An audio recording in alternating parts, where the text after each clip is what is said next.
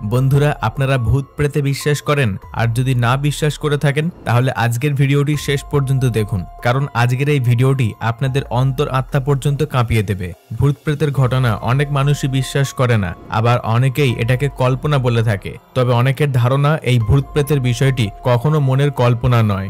Duncan ম্যাকডোয়াল নামের একজন বিখ্যাত বিজ্ঞানী এই বিষয়ের উপরে জানার জন্য একটি গবেষণা চালায়, আর সেই গবেষণার পরীক্ষা খুবই আশ্চর্যময় ছিল।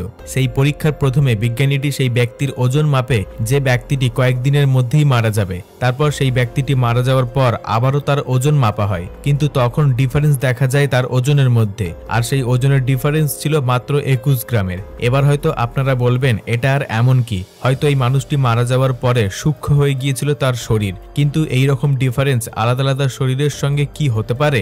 এই পরীক্ষায় সেই বিজ্ঞানী আরো অনেক মানব শরীরের সঙ্গে করেছিল। তাদের শরীরের মধ্যে ঠিক 21 গ্রামের ফারাক দেখা গিয়েছিল, অর্থাৎ 21 গ্রামের তফাৎ দেখা গিয়েছিল। তারপর সেই বিখ্যাত বিজ্ঞানী ডানকান তার সিদ্ধান্তে পৌঁছায় আর একটি ডায়েরিতে লিখে রাখে যে মানুষের আত্মার ওজন হচ্ছে 21 গ্রাম। আর এই পরীক্ষা নিরীক্ষার কারণে এটা প্রমাণ হয়ে গেছে যে আত্মা বলে একটা জিনিস আছে। আর কি কি হয়েছিল সেটা সম্পূর্ণ ভিডিওটি দেখলে জানতে পারবেন। তাই চলুন বেশি দেরি না করে শুরু করা যাক। উত্তরাখণ্ডের চম্পাবাদ জেলার সাবালা ব্রিজ।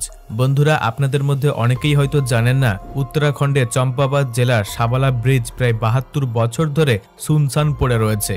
লোকমুখে প্রচলিত রয়েছে এই গ্রামের মধ্যে একটা দুটো নয়, বরং প্রায় 8 জন মানুষের আত্মা অতৃপ্ত হয়ে ঘুরে বেড়াচ্ছে। আর এই সমস্ত অতৃপ্ত আত্মা এই জায়গায় কাউকে থাকতে দেয় না। এই জায়গা সম্পর্কে এখানকার মানুষের মনে এতটাই ভয় সঞ্চার হয়ে রয়েছে যে তারা এখানে পা রাখতে চায় না। এই সমস্ত ভয়ের কারণেই এখানকার আশেপাশের প্রতিবেশীরা সেই গ্রামটিকে ভুতুড়ে গ্রাম বলে বা অভিশপ্ত গ্রাম বলে থাকে। কিন্তু বন্ধুরা, এই গ্রামটি সব সময়ের জন্য এই রকম ছিল না। 1952 সালের আগে পর্যন্ত এই গ্রামটি অন্যান্য গ্রামের মতোই স্বাভাবিক ছিল। এই গ্রামের চারিপাশে খুশি ছড়িয়েছিল, চারিদিকে গাছপালাতে ঘেরা ছিল, আর এখানে 20 থেকে 25টি পরিবার বসবাস করত।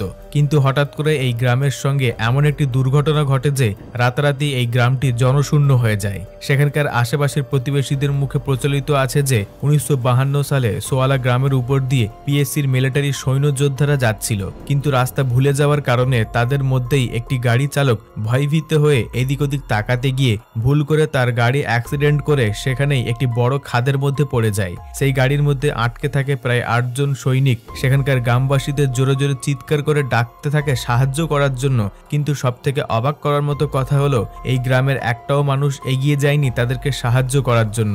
সবথেকে লজ্জার ব্যাপার হলো যে সেই গ্রামের গ্রামবাসী তাদেরকে সাহায্য করার বদলে তাদের সমস্ত পড়ে থাকা জিনিস লুট করে নিয়েছিল। সেই 8 জন সৈনিক তাদের চিৎকার চেঁচামেচি করেও সেই গ্রামবাসীদের পাশে পায়নি, কারণ তারা তাদেরই জিনিসপত্র লুট করতে ব্যস্ত ছিল।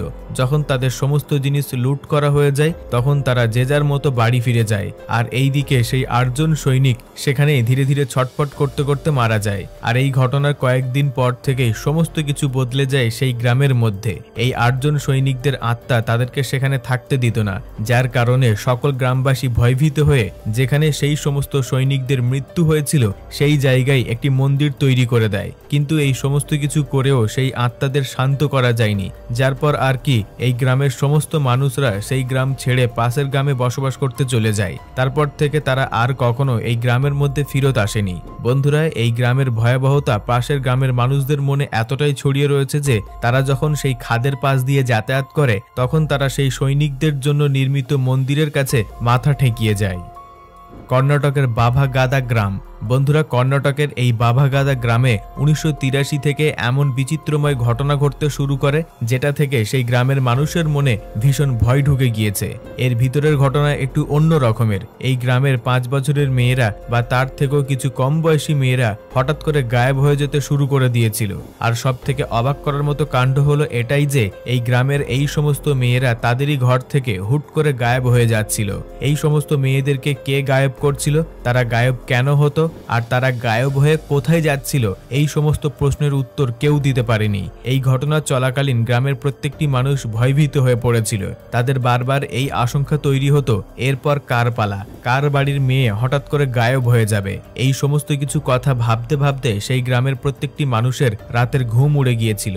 এটা জানলে আপনাদের বুক একেবারে কেঁপে উঠবে। সেই সমস্ত মেয়েগুলি গায়েব হয়ে যাবার পরের দিন সকালে তাদের রক্তাক্ত জামা কাপড় পাশের ক্ষেতের মধ্যে পাওয়া যেত।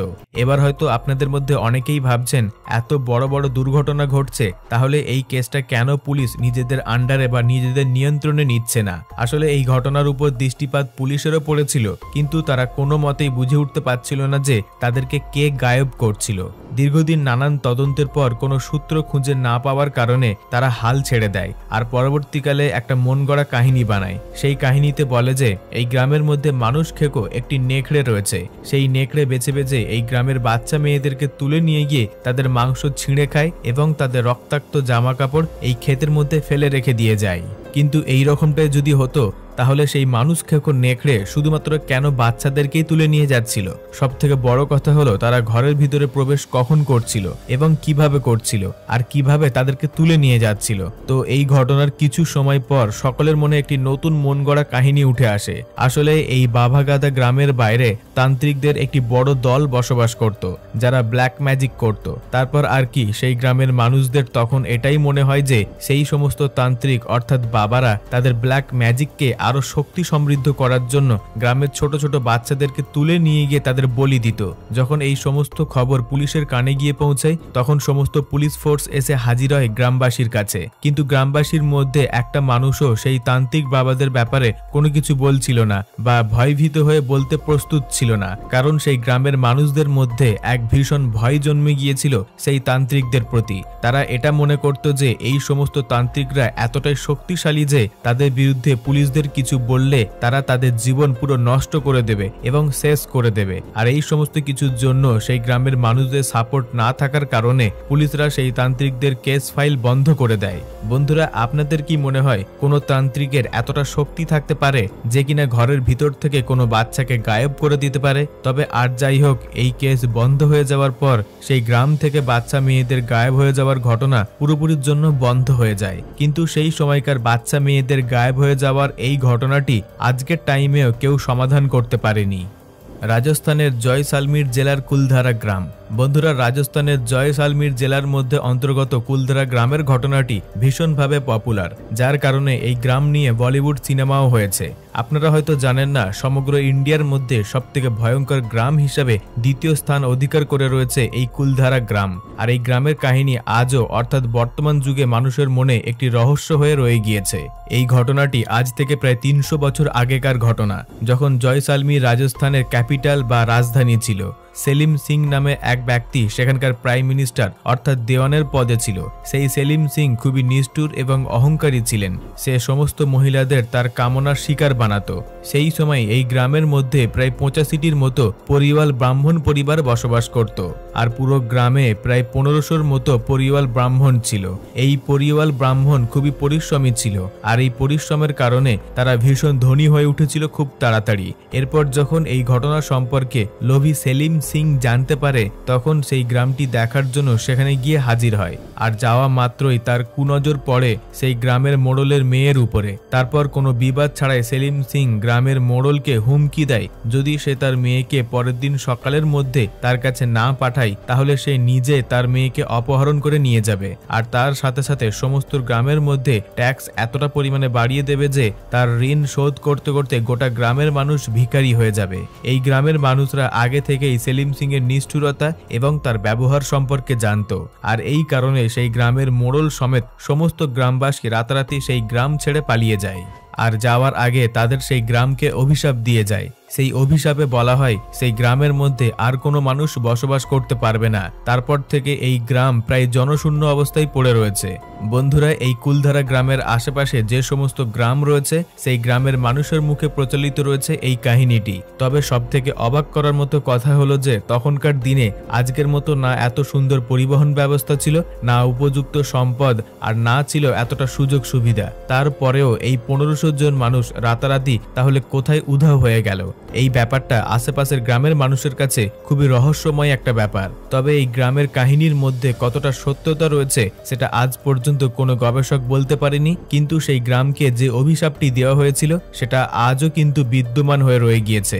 বহু চেষ্টা করেও আজ পর্যন্ত গ্রামের মধ্যে কেউ বসবাস করতে পারেনি এবং কেউ গিয়েও সেখানে থাকতে পারেনি। বন্ধুরা, আমাদের আজকের এই তথ্যপূর্ণ এপিসোড এখান পর্যন্ত। ভিডিওটিকে একটি লাইক দিয়ে সকলের সঙ্গে শেয়ার করে দেবেন এবং নিচে কমেন্টে আপনাদের মতামতটি জানিয়ে দেবেন। তবে আপনাদের মধ্যে যদি কেউ নতুন দর্শক হয়ে থাকেন, সাবস্ক্রাইব করে আমাদের পাশে থাকবেন। সর্বশেষে থ্যাঙ্কস ফর ওয়াচিং।